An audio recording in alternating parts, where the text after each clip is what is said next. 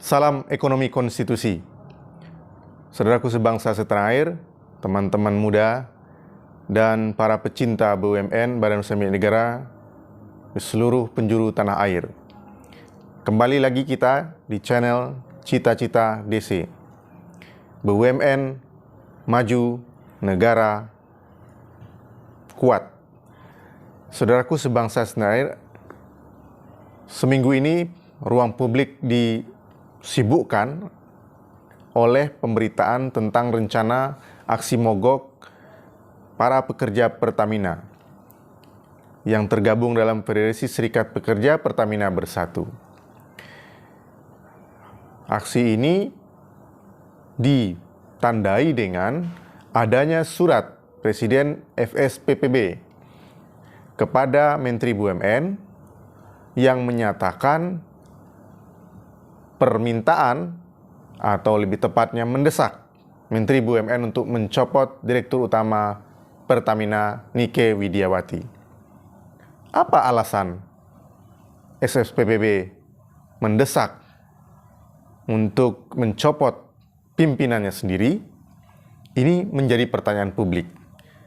Ada beberapa poin dari surat yang disampaikan kepada Menteri BUMN selaku kuasa RUPS berdasarkan Undang-Undang Nomor 19 Tahun 2003 tentang Badan Usaha Milik Negara, bahwa memang Menteri BUMN saat ini Erick Thohir, sebagaimana juga mantan Menteri BUMN pada periode lalu, berdasarkan pasal 14 Undang-Undang BUMN tersebut memegang kuasa penuh rapat umum pemegang saham mewakili pemerintah untuk mengganti, mengangkat, memberikan peringatan, dan apapun yang terkait dengan evaluasi manajemen terhadap kepemimpinan seseorang di berbagai pos di BUMN. Tetapi yang menarik adalah surat yang disampaikan itu materinya berisi sudah tidak adanya kecocokan antara pekerja dengan pimpinan atau manajemen Dewan Direksi BUMN besar kita tersebut.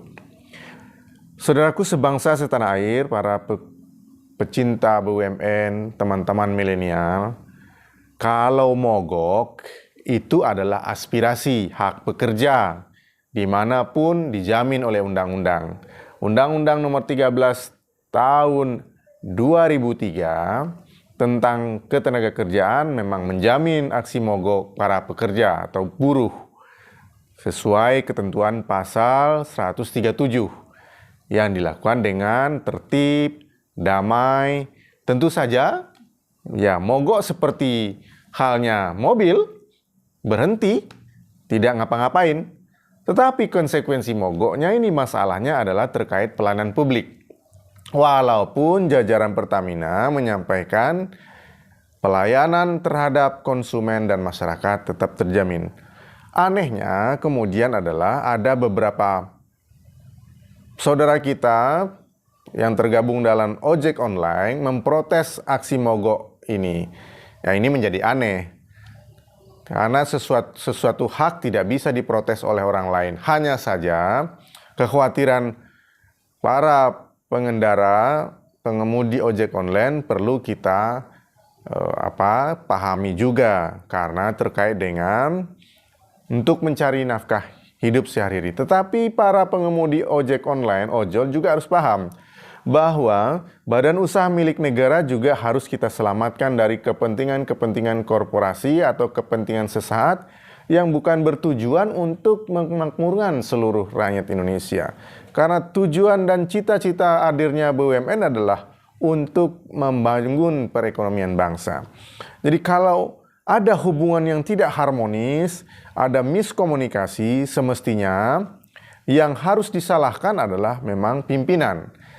Mengapa ini terjadi selama tahun 2001 ini? Kita tahu tidak hanya ribut-ribut mogok dan tuntutan pencopotan Direktur Utama oleh FSPPB ini, tetapi juga beberapa kali kilang Pertamina sudah terbakar. Dan ini sudah kerugian menurut saya, yang kalau dihitung mungkin juga sudah mencapai ratusan miliar kalau dihitung. Saudaraku sebangsa setanah air, kita tidak ingin sebagai pengusung ekonomi konstitusi ekonomi pasal 33 Undang-Undang Dasar 1445 ayat 1 menyatakan perekonomian disusun sebagai usaha bersama berdasar azas kekeluargaan. Dalam perspektif inilah BUMN sebagai mandat konstitusi dalam hubungan industrial Pancasila, dalam perspektif hubungan ketenagakerjaan haruslah mengacu kepada konstitusi ekonomi pasal 33 tersebut. Sistem ekonomi konstitusi yang kemudian menjadi acuan atau guidelines kita menyatakan bahwa segala permasalahan pembangunan ekonomi yang terkait dengan hubungan internal juga manajerial itu harus diselesaikan secara kekeluargaan. Jadi tidak layak juga dalam perspektif ini sebenarnya pimpinan BUMN menegasikan eksistensi pekerja. Komunikasi dan harmonisasi di dalam lingkungan pekerjaan menjadi sebuah yang sangat penting untuk membangun kinerja perusahaan. Oleh karena itu menurut saya ada lagi catatan yang penting. Satu, kita bicara soal hak, yang kedua soal hubungan industrial, yang ketiga adalah soal peraturan atau kebijakan. Kita lihat undang-undang yang kemudian dibebankan kepada BUMN yang dihasilkan oleh DPR sebagai lembaga yang bertanggung jawab melakukan proses legislasi ini tidak mencerminkan pasal 33. Kekuasaan Menteri BUMN sebagai RUPS begitu dominan. Bayangkan, ya, setiap waktu Menteri BUMN dapat mencopot direktur utama perusahaan-perusahaan badan usaha milik negara. Tanpa atau dengan ada alasan apapun. Jadi undang-undang BUMN ya yang sudah hampir 18 tahun dipakai ini harus segera direvisi oleh Dewan Perwakilan Rakyat. Kinerja Dewan Perwakilan Rakyat di dalam mengatasi persoalan yang terkait dengan konflik hubungan industrial ini tidak lain karena adanya beban yang sangat berat kepada kepada BUMN kita terkait dengan undang-undang struktural. Belum lagi pelayanan publik kepada BUMN dibebankan begitu luas. Pajak juga dibebankan kepada BUMN. Saudara-saudara sebangsa setanah air, saya bertanya kepada saudara semua, apakah layak BUMN yang dimiliki sahamnya penuh oleh negara, yang dalam hal ini diwakili pemerintah, menarik pajak? Bukankah ini jeruk makan jeruk? Belum lagi BUMN dituntut tanggung jawab sosial. Di samping itu BUMN juga harus menanggung beban public service obligation, kewajiban pelayanan publik sesuai pasal 66 Undang-Undang BUMN. Jadi struktur organisasi dan manajemen BUMN terkait dengan evaluasi kinerja pimpinan serta hubungan industrial ini yang kemudian berantakan. Di satu sisi pekerja Pertamina melakukan aksi mogok menggunakan Undang-Undang Nomor 13 Tahun 2003 tentang Ketenagakerjaan, tapi di sisi yang lain, ya, aturan-aturan dari BUMN menggunakan Undang-Undang Nomor 19 Tahun 2003. Seharusnya harmonisasi itu terjadi, hubungan industrial antara pimpinan dan karyawan atau pekerja BUMN itu juga diatur di dalam Undang-Undang BUMN.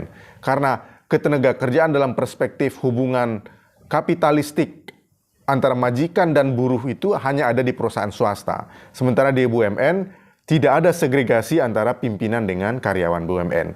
Karena apa? Karena bekerja untuk kepentingan negara. Sementara swasta bekerja untuk kepentingan pemegang saham. Ini yang harus diselesaikan dan dirumuskan benar oleh DPR untuk merevisi, mendesak undang-undang yang telah lama ada terkait juga dengan Undang-Undang Sektoral Nomor 22 Tahun 2001. Dulu Pertamina sangat leluasa bergerak sebagai korporasi perusahaan karena dinaungi oleh Undang-Undang Nomor 8 Tahun 71. Dari hulu ke hilir Pertamina sangat lincah bergeraknya sehingga kontribusi kepada negara juga cukup signifikan. Hubungan industrial juga terbangun secara efektif dan efisien, komunikatif dan kekeluargaan.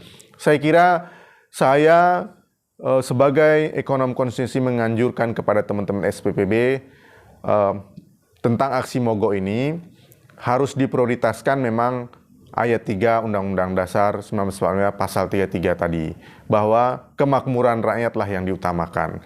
Teman-teman harus ingat bahwa pengabdian teman-teman hanya satu, untuk bangsa dan negara. Jadi saya minta kepada teman-teman untuk mempertimbangkan aksi mogoknya dan kembali mengajak pimpinannya untuk berkomunikasi. Di sisi yang lain, kita berharap adanya pimpinan yang bijaksana menyelesaikan miskomunikasi atau disharmonisasi yang terjadi di internal Pertamina untuk kebaikan bangsa dan negara kita dan seluruh rakyat Indonesia. Terima kasih atas pengabdiannya teman-teman pekerja yang tergabung dalam Federasi Serikat Pekerja Pertamina Bersatu sebagai pekerja pejuang dan pejuang pekerja. Saya akan menjadi wakil teman-teman juga menjadi ekonom pejuang dan pejuang ekonom konstitusi. Terima kasih. Salam ekonomi konstitusi. Bangkitlah BUMN, jayalah bangsaku.